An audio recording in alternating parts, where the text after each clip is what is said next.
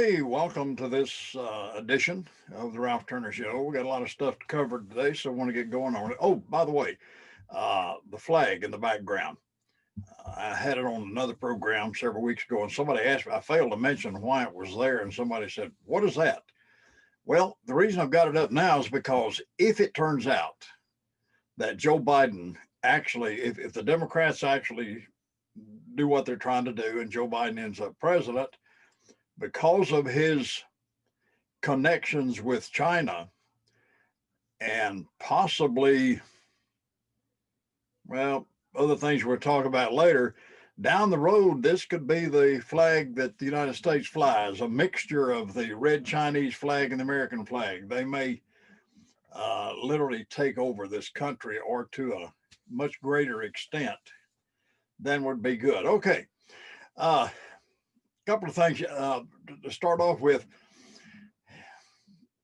The title of this session is it possible that this election mess up could cause the rise of another party, a party possibly called the American Party? And I was watching some stuff on YouTube the other night, and there was a group of people talking, and one of them, one of these politicians, and I won't name him or anything, but he brought this up. He said, is it possible that out of all of this could rise another political party, a really patriotic party that would possibly replace to some extent the Republican Party?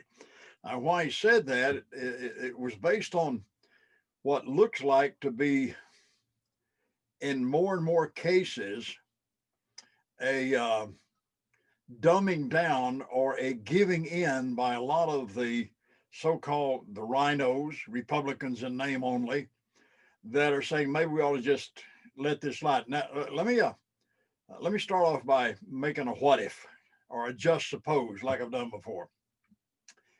Let's just suppose that. And incidentally, I'm sure all of you know about Texas filing the lawsuit against these four states, and now there are 17 other states that have joined in backing that lawsuit. What it is, it's based not necessarily on the election itself. It's based on the fact that the Constitution was violated in all of these states on how they appointed the electors. It has to do with that. And so if this thing stands, what this lawsuit calls for is the setting aside of any of the electors that have been elected so far and having to appoint new electors. And of course, all of these states have Republican legislations. And so if that were to happen, then obviously, most likely, Trump would be put in office for another term. But here's a point that I was alluding to. Let's suppose that after all of the examinations and so forth by the Supreme Court and it's absolutely proven that the Democrats were attempting to pull out all the stops and steal this election. Now, what would happen if, when this was determined that Donald Trump was declared to be the president? What's going to happen is that the terrorist arm of the Democratic Party, which is made up of Antifa and a lot of other useless wasting people, beings that are wasting air and taking up space, and they're going to do much more than what they've already done earlier this year in the predominantly Democratic states and cities. They're going to start out, I believe, in an attempt to burn the whole nation down in revenge, not just toward Donald Trump, but revenge toward those of us that are of that mindset. Is it possible that they would look at that and say, well, we anticipate that if we do this, if Donald Trump is declared president, that the damage to the United States as a result of all these riots and so forth would be much greater than the damage that the Democrats might do. So let's just wipe it clean and let Joe Biden come on and be president and the Democrats take over. Now, I contend that the damage wouldn't be greater because what the Democrats want to do is totally destroy this nation, take it into a third world banana republic. That's what they want to do. And should they, God forbid, regain or gain control of the Senate, they'll be able to do it. Now, I have another take on it. Let's suppose that after all of this is done, that it is proven that Trump won. And so the Republicans display their male parts. What's a bad way to put it? But they say it doesn't matter what's going to happen. This is what's right. And so we're declaring Trump as president. And so now all of these the scum comes out of the weeds and start to riot and go into cities maybe that they didn't go in last time, into Republican cities, cities in smaller towns in the South and so forth. Now, I'm going to say this and then I'm going to leave it alone. It needs to be said. We can't let this happen. I know that there are certain conditions where the president could use military force to stop this and squash this scum like the bunch of roaches that they are. I don't know what would have to happen, really, all of the ins and outs to make that happen. But it's estimated that about at least 70% of the personal firearms in the United States are owned by the Trump type supporters, conservatives, people that love their country, love God, and love the Constitution and their families. We can't be pushed back much farther. And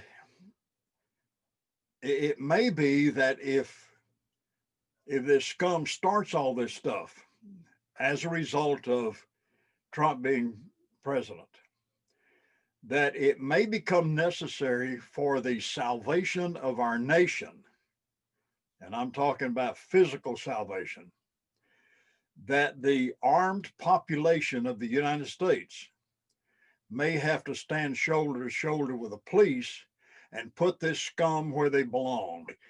I've said that and get it off my chest, but we're going to have to stand up for what's right. And what's right is to defend our nation against useless thugs like these people. And I do believe that it's highly possible, more than possible, maybe probable, that if Donald Trump is put back into office, if he stays in office, that there's going to be more of this than this nation has seen possibly since the Civil War. Now, what if Biden is put in? I believe there's still going to be, just because that's the way these people are, there's going to be a lot of riots and they'll call it celebration or whatever they want to do. And that could be the time when it's proper for the real patriots in this United States to stand up. Now, somebody comes up and says, well, how can you talk like that? And you're supposed to be a Christian and a Bible teacher and so forth. And I'm sorry, I don't know exactly where, I don't remember where it's found. As I get older, I forget where some of the scriptures are found. Used to find them pretty easy. But, excuse me, let me lay the groundwork. It's in the Gospel of John. Jesus had been crucified. Now he'd been resurrected. This is between the time of his resurrection and his ascension into heaven. He had a lot of meetings with those that were going to carry on his ministry, that would become their apostles: Peter, John, James, Luke, so forth. They were, Luke wasn't there anyway.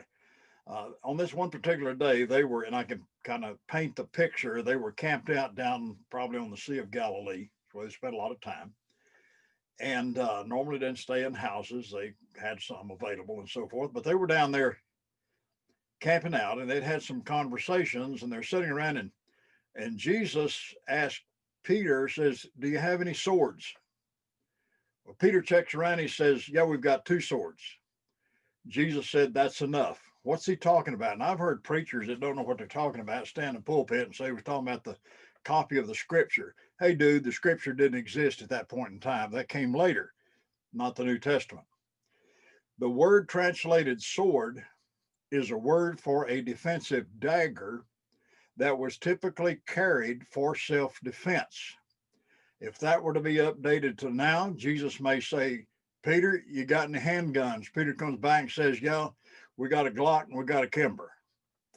Might have been the same thing, and he'd say, "That's enough." These guys were about to hit the road with the most important message that had ever come to mankind. They were going to travel to far places, and there was a lot of danger in that kind of travel in those days. There were highwaymen, there were robbers along the highway that would kill them just for their pouch, for a few coins. And it's my contention, and I believe I'm right, can prove it on the scripture, that Jesus had no intention of letting his message be stopped because of the ones who had the ability to carry the message were killed on the side of the road for their property. There is nothing in the scripture that is contrary to using self-defense to protect yourself, your family, other people. Well, people come up and say, "Well, what about the 10 Commandments? It says, 'Thou shalt not kill.'" Don't say that. The word there is murder. "There shall do no murder." Murder is a preconceived, pre-planned taking of another person's life, which is never acceptable. All right, so let's get that out of the way. Now, I want to try to follow my notes a little bit because I got quite a few things to cover. I said a while ago when talking about the flag and so forth, how much power does China have over certain Democratic politicians? Well, there's an interesting thing come out today, and I'm going to play a report that was on Tucker Carlson, where this individual speaking in Chinese, but it has the translation underneath it.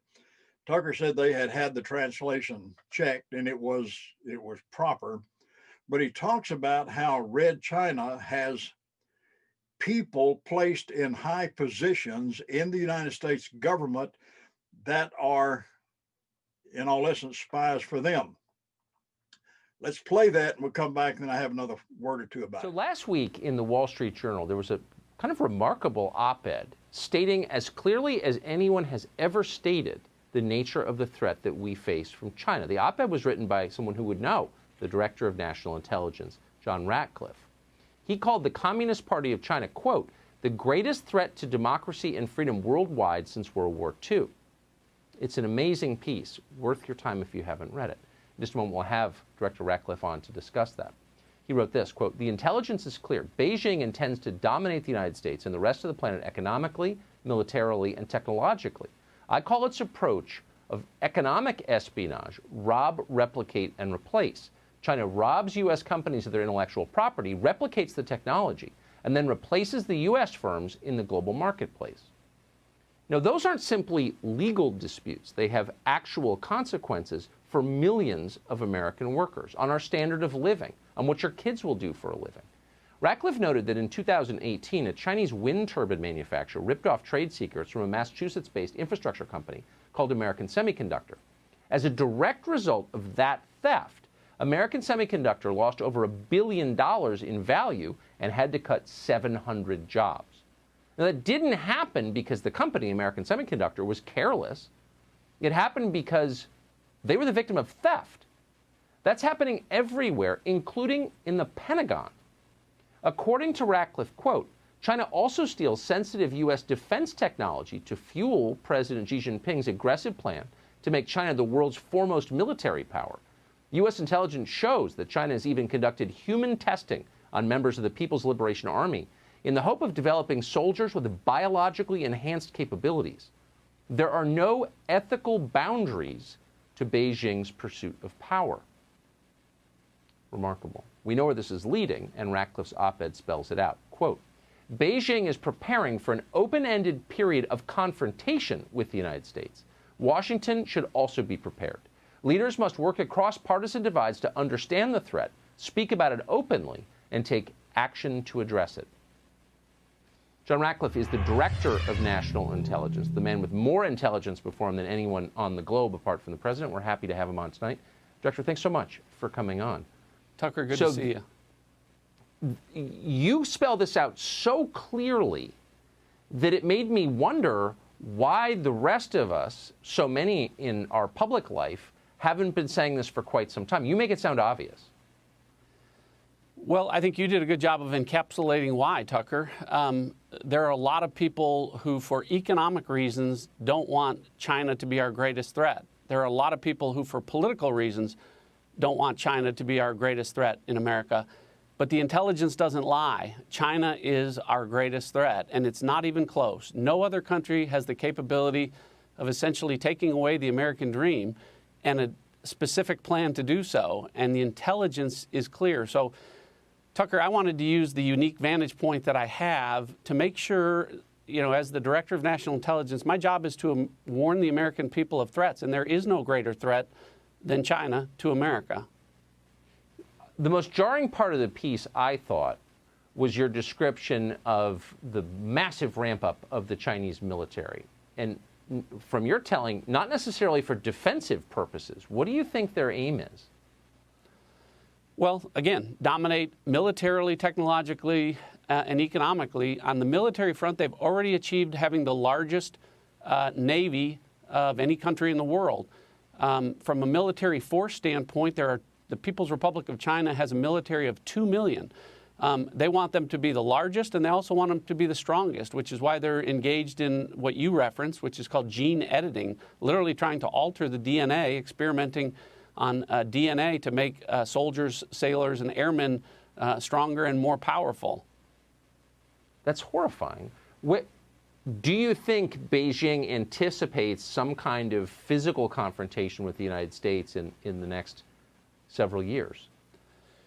Well, here's the funny thing, Tucker, is China knows at this point that the United States is still the world's superpower. They know they're catching us in all of those respects.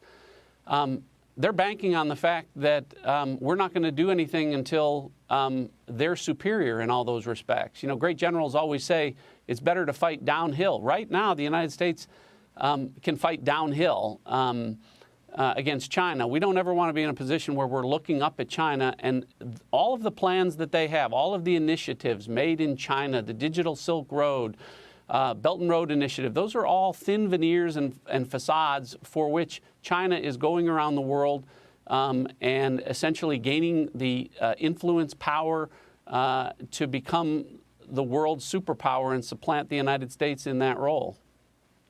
We heard a lot over the past 4 years about Russia's ability to break into John Podesta's Gmail account.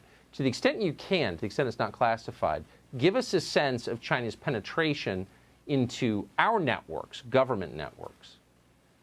Well, it's significant and growing every day. And Tucker, you made a great point in your opening about Russia. Listen, they are a dangerous adversary. I don't mean to minimize them, but you made the point correctly about economically. Russia can't compete the way China can. The largest economy in the world is the United States. The second largest is China. Russia's not in the top 10. Italy, Brazil, and the state of Texas have a larger economy than Russia. So as dangerous as Russia can be, they cannot compete with us the way China is. And China has a very specific plan to do that. And one of the ways that China has made their way to the top is they understand that information is the key to their dominance. So they're going to get there any way they possibly can. That's what subsidizing Huawei and ZTE is all about. Yeah. Those are Chinese companies that are run by the Chinese government. They know that they can steal more information if they run the telecommunications networks over which our information travels. That's one of the ways that China has gotten so good in terms of getting into our networks and into our information society. We've been asleep. Thank you for helping to wake people up. John Ratcliffe, Director of National Intelligence. Great to be with you, Tucker. Thanks.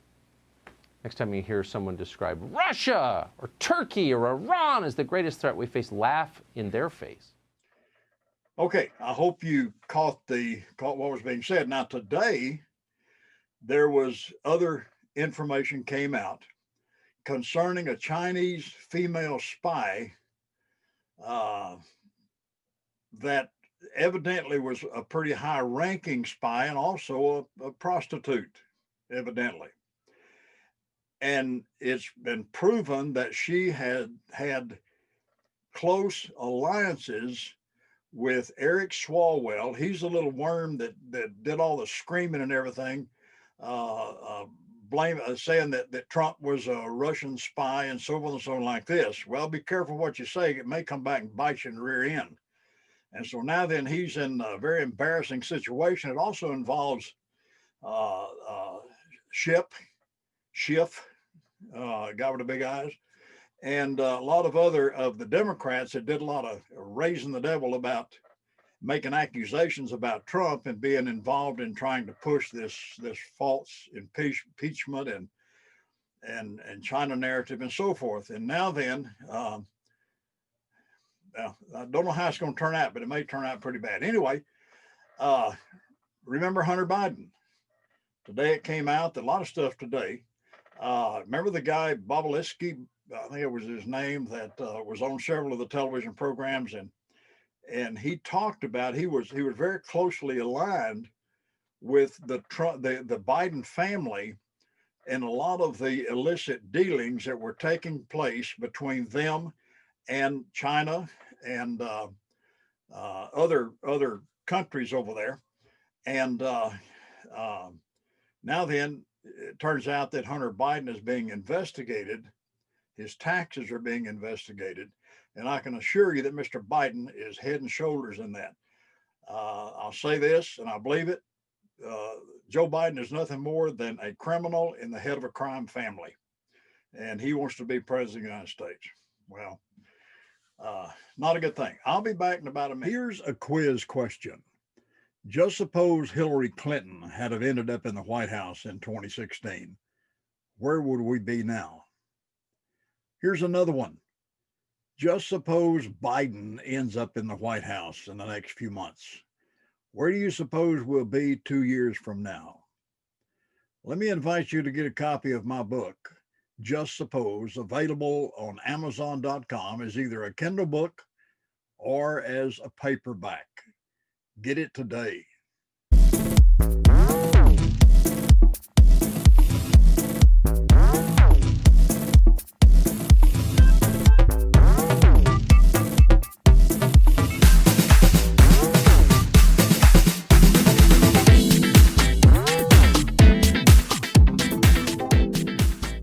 Has happened the last few days, a Texas lawsuit. Now, gradually, this information has come up about the things that happened in this election, and they were slapped down by the various courts. A lot of the courts, even the state Supreme Courts, so forth, are filled with Democrats. A lot of them are just pure enemies of the United States.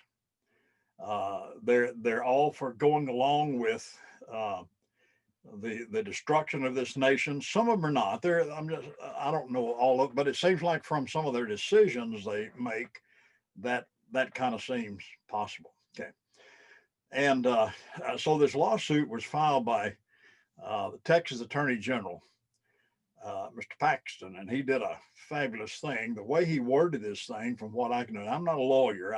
Stuff goes over my head, but at any rate, he evidently, from what I understand, he did something that was so unique in that this lawsuit has nothing to do with the election. It has to do with wrongs that were done by the secretaries of state and in some cases the governors of these primary swing states where all the problem is, and that they did not, they changed the law concerning the electors And the only people that can do that is a state legislature. So they broke the law. So now then, the Supreme Court, this is on Wednesday night, these people have until tomorrow afternoon at 3 o'clock, Thursday at 3 o'clock, to respond to these allegations that have been made, and that's under the command of the Supreme Court. This could be the game changer that blows this thing out of the water, because as I understand it, a couple of things, and you probably know more about this than I do, but one thing that could happen is that these legislatures in these states, in these 4 states, would appoint new electors. Now, all of these legislators are Republican controlled. And so it's probable that they would appoint Republican legislators that would probably put Trump in office. Another thing is that the Supreme Court could, or they could, make the choice to just kill their electoral appointments, not have any. In that case, the points, not the word I want to use, anyway, they would be canceled. And that would, if that happened in these states, that would drop Biden down to about less than enough to be elected president. In other words, there wouldn't be 270 for either Trump or Biden. That would send it to the House of Representatives. Now, it's kind of a funny deal, as I understand it, don't understand it, but the House of Representatives doesn't really have anything to do with this. It would have to do with the state representatives. And each state gets 1 vote. And as it stands now, even though the Democrats control the House, this would have nothing to do with that, because each state would cast 1 vote. And there are, I think, 7 or 8 more Republican votes, if they did that, than there would be Democratic votes. And voila, Trump is president. Anyway, some interesting times taking place. I was talking a while ago about what might happen if Donald Trump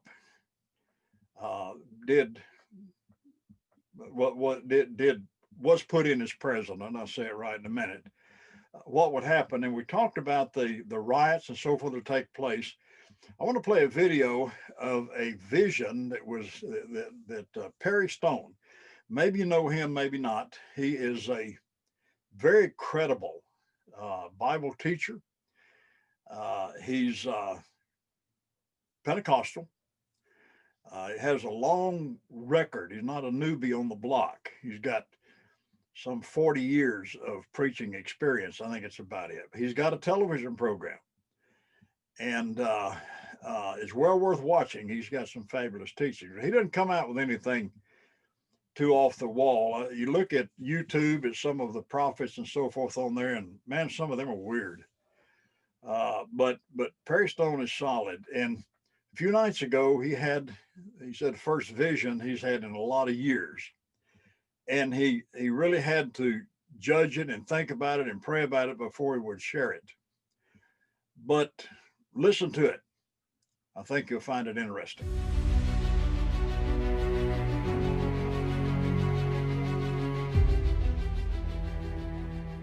I want to welcome you to this special update. I'm going to be sharing with you something that happened to me. It would have been very early Monday morning.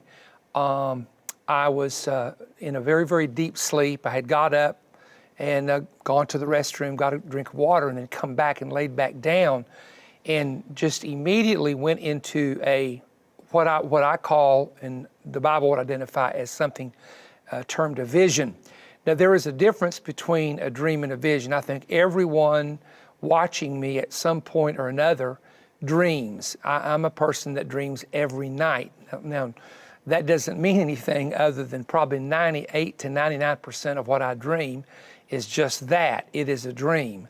Occasionally, the Lord gives you a spiritual dream in which there is biblical symbolism used in that dream, and it can be interpreted by going back to the scripture, whether it be the Old or New Testament, and interpreting the symbolism. A serpent is always danger or trouble or an individual causing trouble. Sheep or a flock of sheep is the church or individual believers. Goats happen to be people who are causing difficulties. Vicious dogs are often evil spirits, and so on and so forth. A vision, on the other hand, takes on a clarity that is different than a dream. For example, in a vision, you can taste, the sounds are you're very alerted to sounds, you're very alerted to the colors. It's very much as though it is unfolding right there at that moment. What was very interesting is in this particular vision that I had, I knew I was having a vision. I was in the actual vision saying, okay, I'm experiencing a vision. Let's walk this through. And it's like I was in the vision itself saying to myself, don't wake up, stay in this, and let's see what this is referring to or what this could mean. It's been a long time actually since I've had something that I would classify a vision. So this to me was very unique, and because it has pressed my spirit very heavily and I can't get away from it, this is how I know it is somehow a word from the Holy Spirit. In this particular vision, I suddenly found myself in a building that appeared to be a very large estate. I do not know where this estate was located. For some reason, when I looked out over this balcony, it could have been in the state of California. And the reason I'm saying that is because I have traveled to California. I've been to Hollywood, Malibu, Los Angeles, Orange County, San Francisco during years of ministry. And it looked like some of the mountains that you would find in the Southern California area. And I'm not saying it was California. I'm saying that the mountain area appeared to be as though it could be California. But all of a sudden, as I'm walking across this very beautiful balcony of this, what appeared to be a very large home in an estate, I looked to my right, and there was a river, and right across from the river, there was an orange glow just filling up the air and the atmosphere in the upper heavens. And I knew that was not normal. And as I looked closer, it was a burning fire. And this fire was just raging. And this was not a fire which we would consider to be the normal fires that California experiences where the woods are burning or the mountains are burning. This one had purposely been set, and it was being set to buildings and homes and businesses. And of course, we have seen this happen in the past, but this one was different. And then I noticed that there was a flag being waved by almost looked like, to me, it could have been a Mexican flag. I've seen the Mexican flag.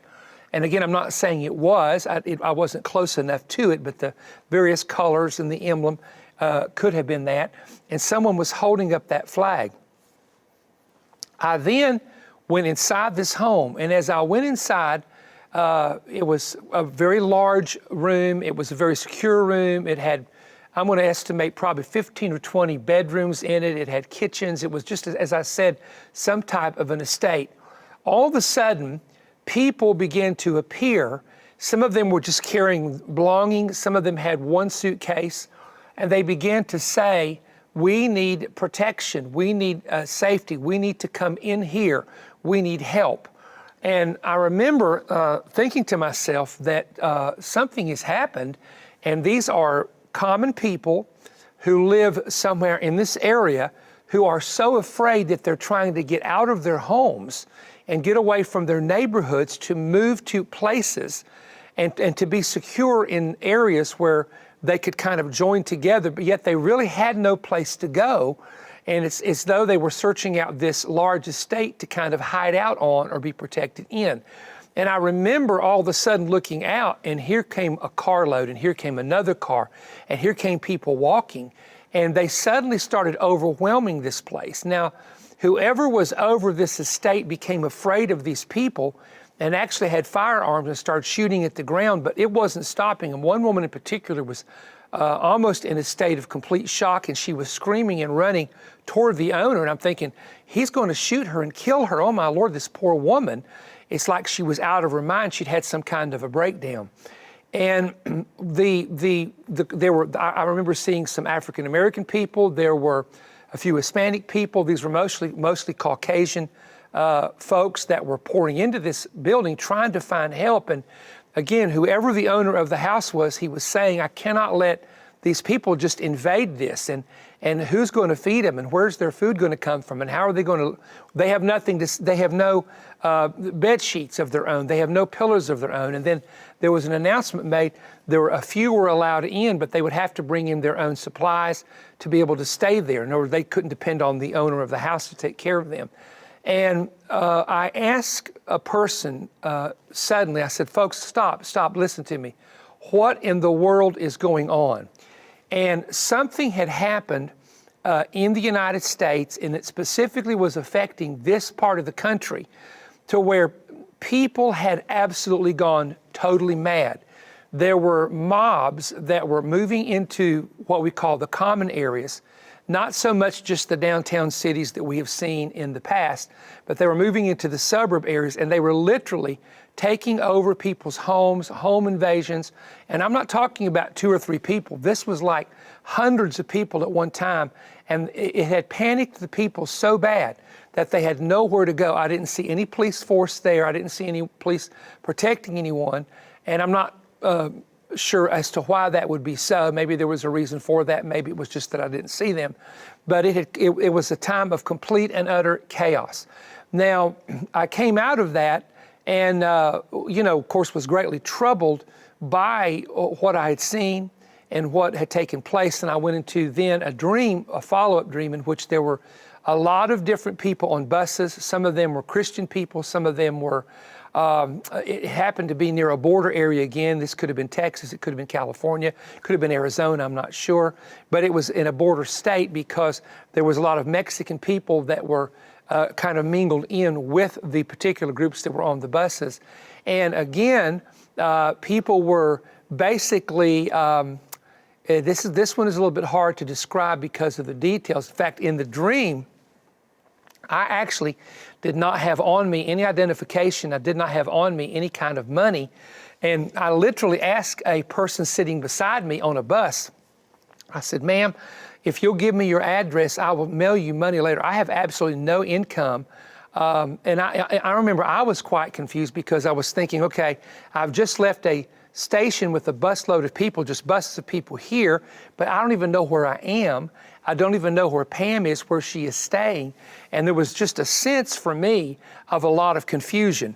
Now, I don't take, if I can say this very carefully, I don't take stock in every dream I have because I have so many dreams that it could be nothing and it could have an implication to something. But the one that troubles me the most is when I have a vision, because every time that I've ever experienced a vision, whether it was the World Trade Center being attacked, shrouded in black, or it was the oil tornado that many of you heard me talk about years ago, that we know was the oil rig that blew up underground outside of Louisiana. And I even knew the state where it was going to happen. And we could go through other visions that we've had over the years. The one of Hillary Clinton in the yellow pantsuit and 3 tornadoes coming behind her, which happened with her when she ran against President Trump. That's a whole other story, but it was a vision, was not a dream. So in the visions that I have, at times we see these come to pass, not necessarily immediately, but over months or sometimes over a couple years.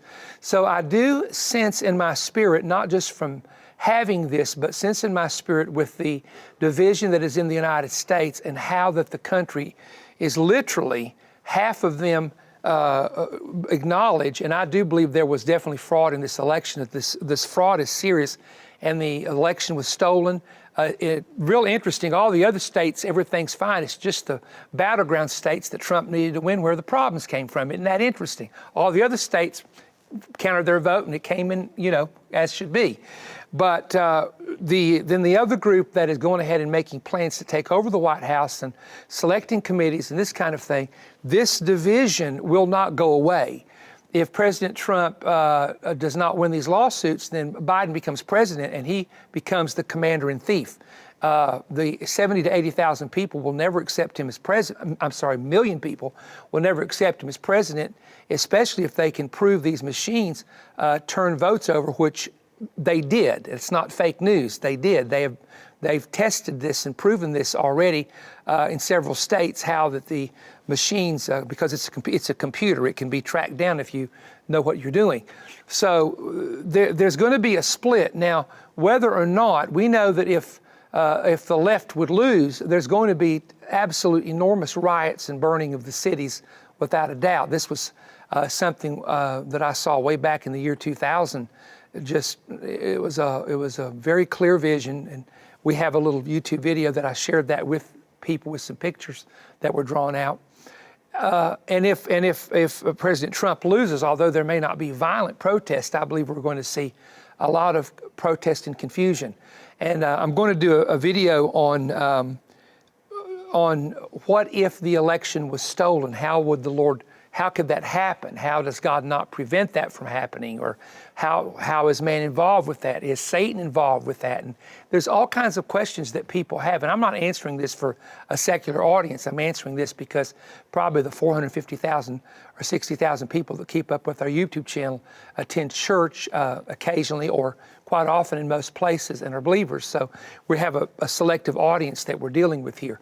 But I do want to say to you that this has burdened me and has troubled me, and I think that we need to be in prayer and ask God for wisdom, knowledge, and understanding of the times in which we're living in and how to react and respond to those times.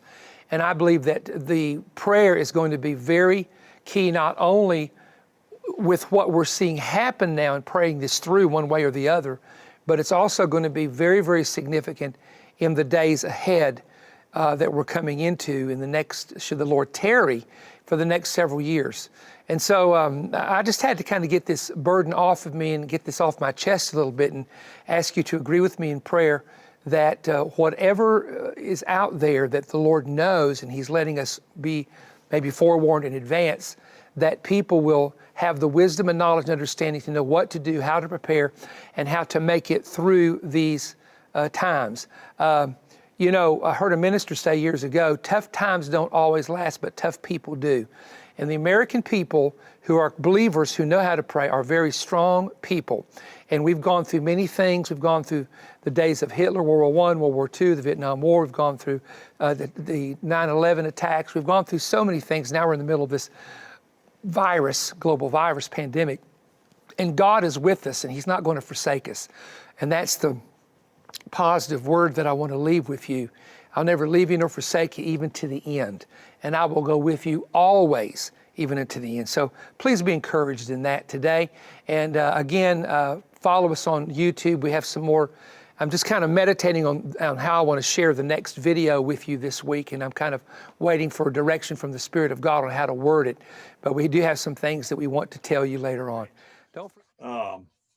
If what he says is true, it kind of goes along with what I was talking about a while ago about if Trump is put in, and maybe regardless, we may be facing a time after we get through the new year of real civil disobedience in this nation like we haven't seen, well, maybe never seen as far as civil disobedience. The Civil War really wasn't civil disobedience. It could be a very tough time in the nation. I'm going to talk a little bit more about that after a while.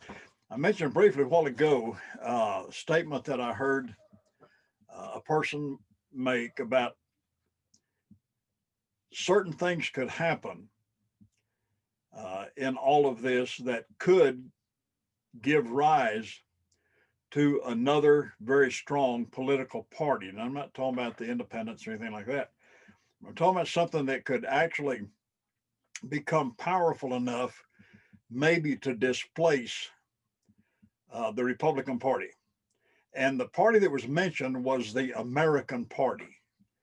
And so I got on the internet to look. I hadn't heard of the American Party as that is stated. And so I pulled out some stuff, and let me read it to you. It says the American Party of the United States is a conservative political party The party adheres to its permanent principles, which were established in 1969. Now, here's where it gets interesting.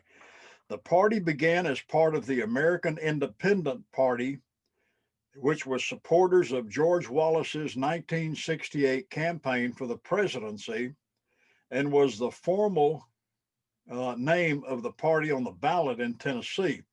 Now, I had mentioned in one of my other programs, you may or may not have watched it, that when I was in college in New Mexico State University in the mid 1960s, I had been a policeman for several years and really wanted to make more of my life than that. So I went to college on the GI Bill and just ended up, for whatever reason, going to New Mexico State.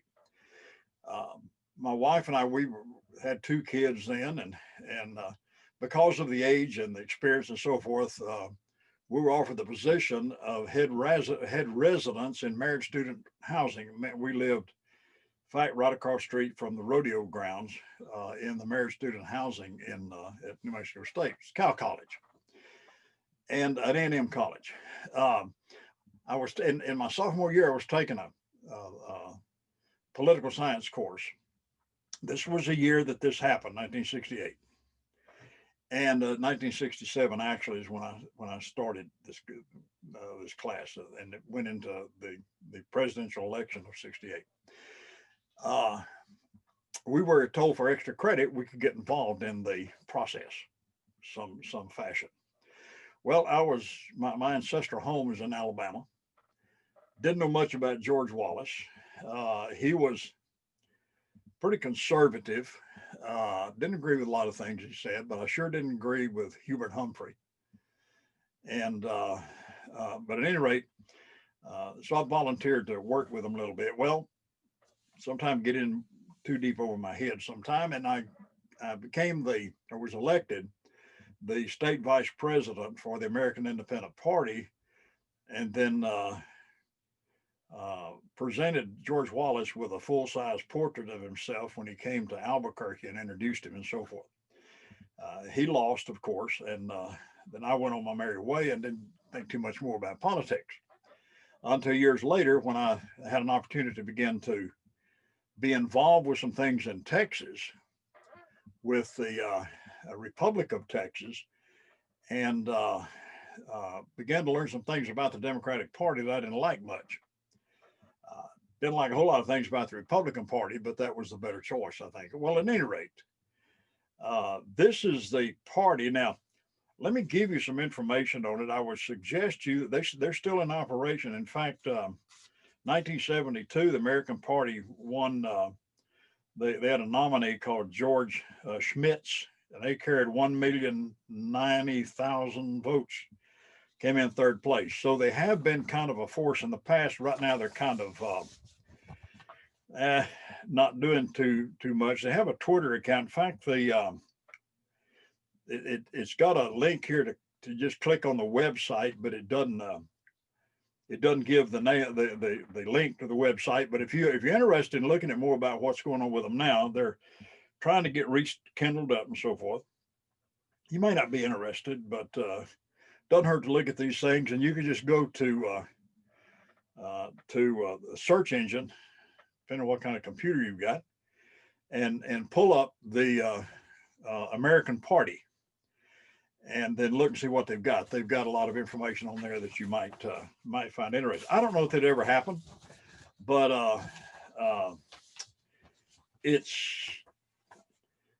we've got a lot of people in the Democratic Party that don't seem to have any backbone, and they're called rhinos, and to a large extent, many of them are totally opposed to Mitt Romney. He's a traitor. He ought to be a Democrat. Trump worked hard to help get him elected, and then a traitor is somebody when somebody helps you turn against them, in my opinion. But at any rate, a lot of them like that, the never Trumpers and so forth. And depending on what happens, if they were to refuse to do what's right in this election and just allow the Democrats to go ahead and take it in order to make things a little bit easier on them, then it's possible there needs to be an alternative party, because the Republicans may have lost any credibility they may have. There are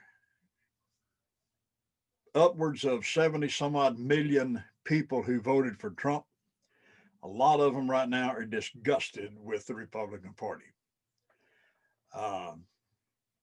Be kind of nice to have another party come out that would replace the Republican Party with Donald Trump as the head of it. I don't know, boy, I don't know where that came from, but at any rate.